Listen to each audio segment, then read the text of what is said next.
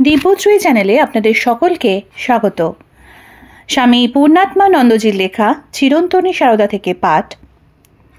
আজ পর্ব 11। জননীং শারদাং দেবীং রামকৃষ্ণং জগদ্গুরুং পাদপদ্মে তয়ো শ্রুত্বা প্রণমামি মুহুর্মুহুঃ। শ্রী রামকৃষ্ণ যখন ভবতারিণীর পূজা করতেন তখন মৃন্ময়ী প্রতিমার মধ্যে চিন্ময়ী জগজ্জননীকে ভাববার প্রয়াস ছিল। তার মধ্যে চিন্ময়ীকে জাগ্রত করবার প্রয়োজন ছিল। তাই হৃদয়ের ঐকান্তিক আরতি ও ব্যাকুলতায় তার পূজার্চনাকে অধিকার করে রাখত। ফলত মন্ত্র, মুদ্রা, অন্যান্য শাস্ত্রানুসারী অনুষ্ঠান অপেক্ষা ভাবই সেখানে প্রাধান্য লাভ করত। অবশ্য পূজায় অনুষ্ঠান অপেক্ষা ভাবের গুরুত্বই অধিক এবং ভাবই পূজার শেষ কথা। জগৎকে তা দেখানোর জন্য শ্রী রামকৃষ্ণ ওইভাবে মাতৃসাধনা করেছিলেন। কিন্তু শ্রীরামকৃষ্ণ যখন সারদা দেবীর পূজা করলেন তখন তার মৃন্ময়ীকে চিন্ময়ী ভাববার প্রয়াস করতে হয়নি, মৃন্ময়ীকে চেতনায়িত করবার প্রয়োজন হয়নি। জীবন্ত দেবীকেই তিনি পূজার আসনে বসিয়েছিলেন। দীর্ঘ 8 মাস একত্র বাস করে তিনি সারদা দেবীর শুদ্ধতা ও দেবী সত্তার পূর্ণ পরিচয় পেয়েছিলেন। শুধু প্রয়োজন ছিল তার আনুষ্ঠানিক জাগরণের। তাই শাস্ত্রানুমোদিত অনুষ্ঠানের মাধ্যমেই শ্রী রামকৃষ্ণ সেই জাগরণের ক্রিয়া সম্পন্ন করেছিলেন।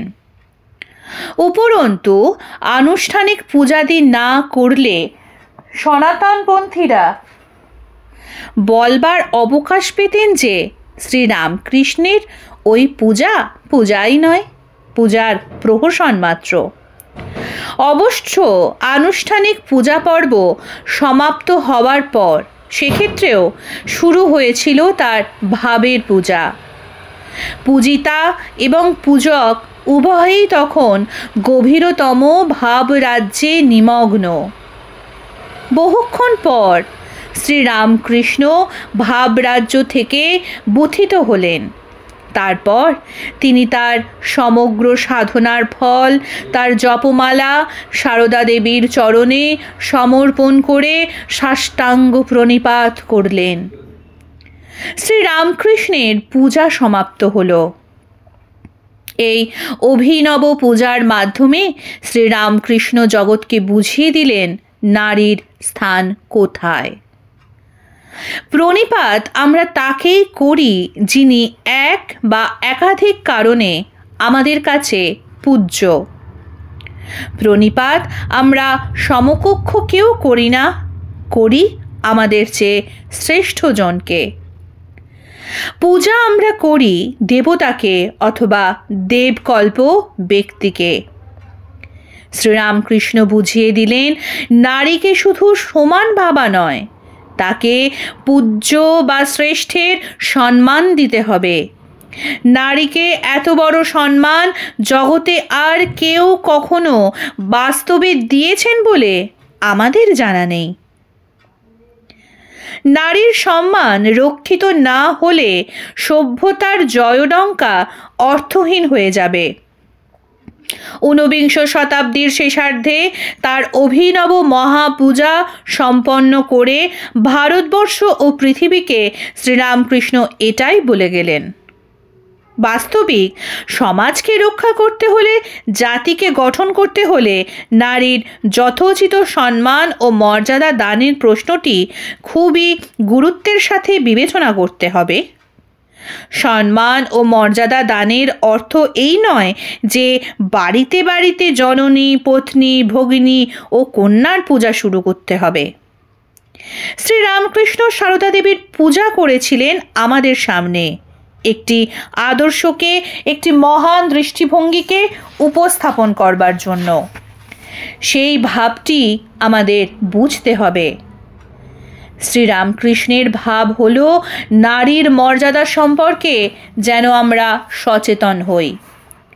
তিনি বলতেন তিনি আদর্শের 16 আনা জীবনে পালন করে দেখিয়ে যাচ্ছেন, যাতে অপর সাধারণ অন্তত 1 আনা অনুশীলন করতে তৎপর হয়।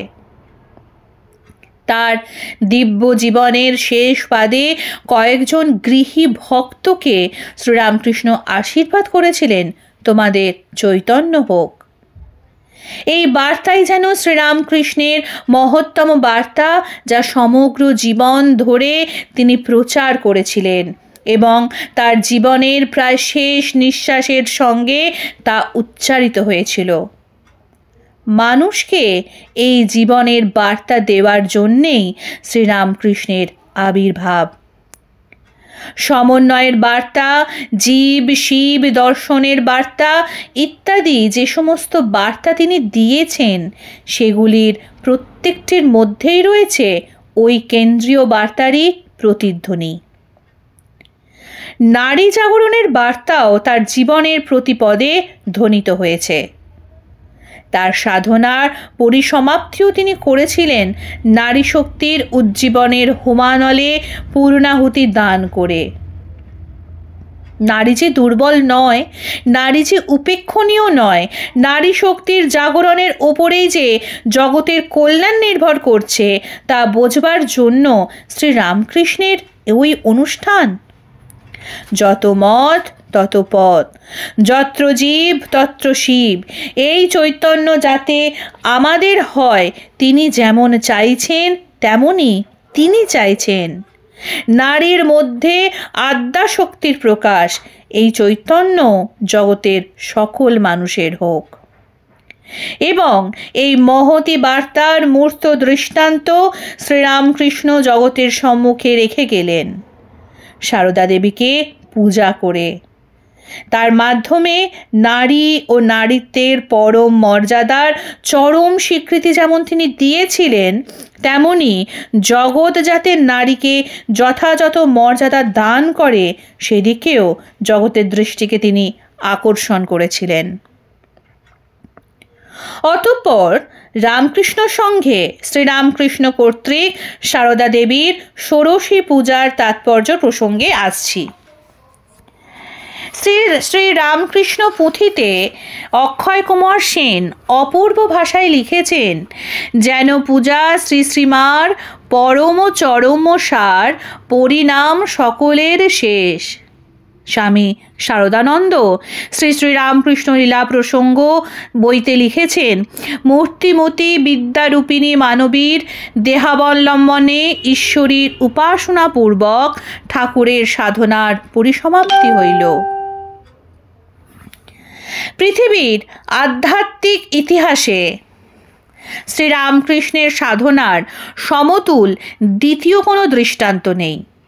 তার সাধনার সূচনা হয়েছিল আদ্যাশক্তির এক রূপ কালীর সেবা পূজার মাধ্যমে। কালী 10 মহাবিদ্যার প্রথম রূপ। কালীর দর্শন লাভের পর কিন্তু তার সাধনা থেমে যায়নি। রূপ থেকে রূপান্তরে তিনি ঈশ্বরকে সন্ধান করেছেন। অবশেষে রূপ থেকে গেছেন অরূপে, সাকার থেকে নিরাকারে, সগুণ থেকে নির্গুণে, দৈত্য থেকে অদ্বৈতে। সুদীর্ঘ সেই সাধনার কাল, দুর্লঙ্ঘ সেই সাধনার একটি স্তর। অবশেষে সব পথে সব মতে তিনি সেই পরম এককেই দেখেছেন। ঘোষণা করেছেন সেই মহাবাক্য, যত মত তত পথ। সাধনার শেষ হলো, কিন্তু সাধনার ফল যে সিদ্ধি, সেই সিদ্ধিও তো সমর্পণ করে দিতে হবে। সমর্পণ কাকে? যার সাধনা তাকেই। সূচনা হয়েছিল কালীর সাধনায়, শেষ হলো ষোড়শীর পাদপদ্মে সাধনার ফল সমর্পণে। কালীর বর্ণ কৃষ্ণ। সাধনার সূচনায় তো অন্ধকার থেকেই সাধককে অগ্রসর হতে হয়।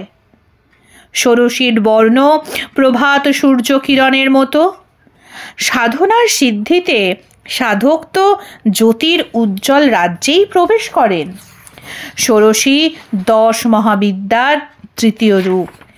যিনি কালী তিনি ষোড়শী, শুধু নামভেদ, শুধু রূপভেদ।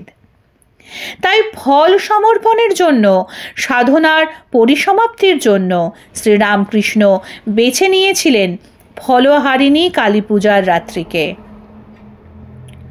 ভবতারিণীর বিগ্রহে তিনি আদ্যাশক্তির সাধনা শুরু করেছিলেন।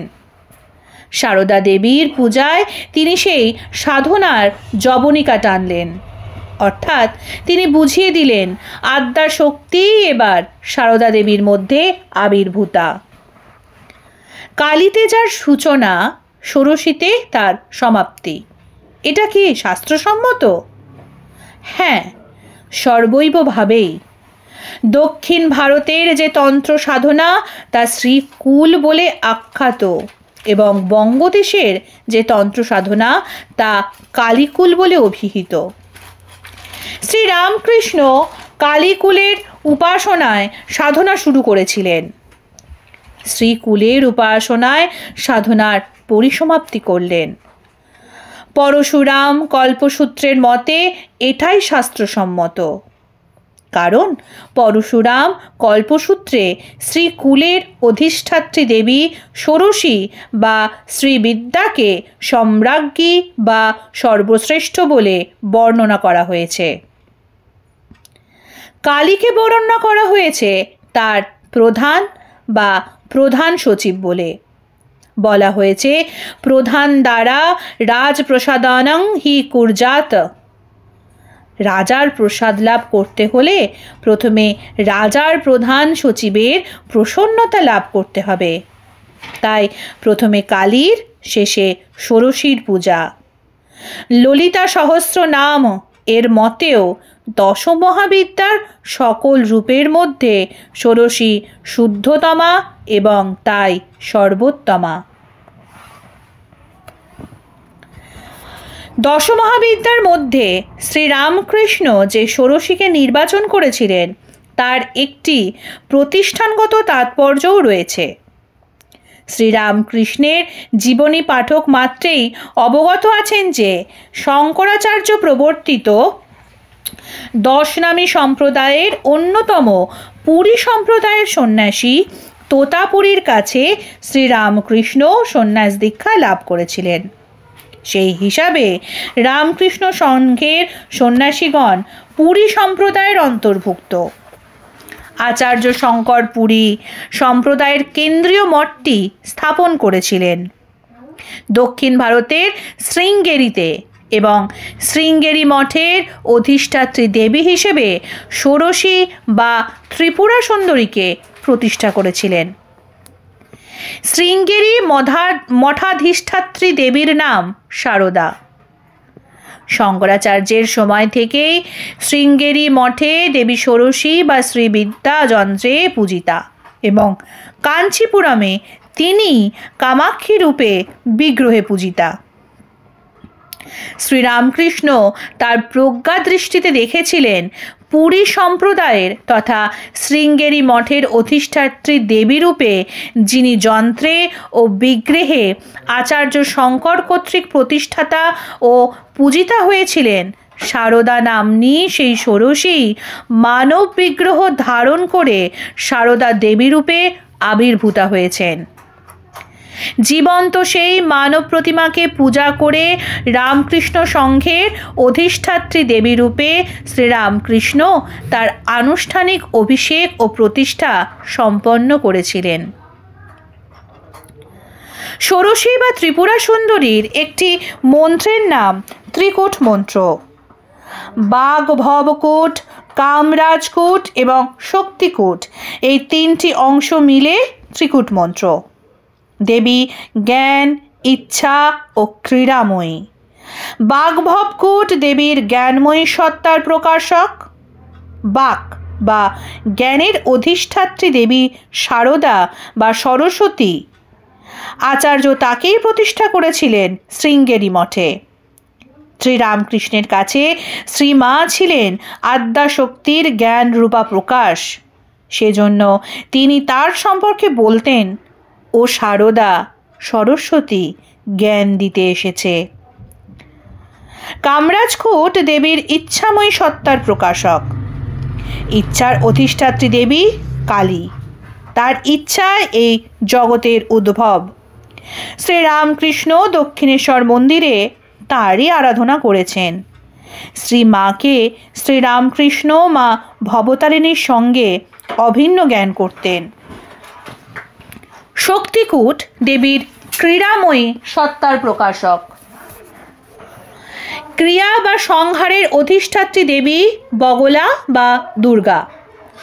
শ্রীমা নিজে তার বগলা স্বরূপের কথা বলেছেন। স্বামীজি তার সম্বন্ধে বলেছেন বগলার অবতার, সরস্বতী মূর্তিতে বর্তমানে আবির্ভূতা। স্বামীজি শ্রীমাকে জ্যান্ত দুর্গা বলে জানতেন এবং বেলুড় মঠে প্রতিমায় দুর্গা পূজা করে আসলে তারই পূজা করেছিলেন তিনি। অর্থাৎ শ্রীরামকৃষ্ণ পূজিতা শ্রীমা ছিলেন ত্রিকূট মন্ত্রের অধিষ্ঠাত্রী দেবী আদ্যাশক্তি।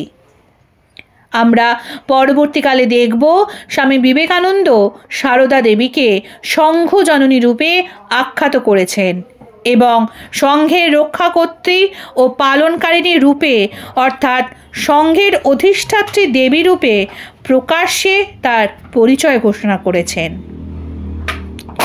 সেই দেবীর বোধন ও পূজা করেছিলেন শ্রীরামকৃষ্ণ। সুতরাং শ্রীরামকৃষ্ণের ষোড়শী পূজা রামকৃষ্ণ সংঘের ক্ষেত্রে সুগভীর তাৎপর্যমণ্ডিত একটি মহা ঘটনা। প্রশ্ন উঠতে পারে, শ্রীরামকৃষ্ণ কি এই পূজার সামাজিক, ঐতিহাসিক ও আধ্যাত্মিক তাৎপর্য সম্পর্কে সম্পূর্ণ অবহিত হয়ে সচেতনভাবে এর অনুষ্ঠান করেছিলেন? এর উত্তরে বলবো, শ্রীরামকৃষ্ণের কোনো কাজই এই অর্থে পরিকল্পনাপ্রসূত নয়। জগদম্বার বালক শ্রীরামকৃষ্ণ, যুগর্ষি শ্রীরামকৃষ্ণ, যুগাবতার শ্রীরামকৃষ্ণ প্রাণের স্বাভাবিক প্রেরণাতেই একটির পর একটি সাধনা করে গিয়েছেন। তাদের তাৎপর্য নিয়ে তিনি মাথা ঘামাননি। শাস্ত্র সমর্থন বা তাৎপর্য নির্ণয়ের ব্যাপারটি তাকেই অনুসরণ করে চলেছে। তার জীবনী হয়ে উঠেছে জীবন্ত শাস্ত্র, তার কর্মসাধনায় হয়ে দাঁড়িয়েছে বহুবিধ তাৎপর্যের আকর। শুধু তাই নয়, ভাবিকালের জন্যেও তা উন্মুক্ত থাকবে নব নব তাৎপর্য ও ব্যঞ্জনা আবিষ্কারের অপেক্ষায়। ওম যথাগ্নির্দাহিকা শক্তি রামকৃষ্ণে স্থিতা হিয়া সর্ববিদ্যা স্বরূপাং তাং শারদাং প্রণমাম্যহম। আজকের পর্ব এইখানেই শেষ হলো। পরবর্তী পর্ব আসবে আগামীকাল। নমস্কার, সঙ্গে থাকুন, সুস্থ থাকুন, ভালো থাকুন। জয় ঠাকুর, জয় মা।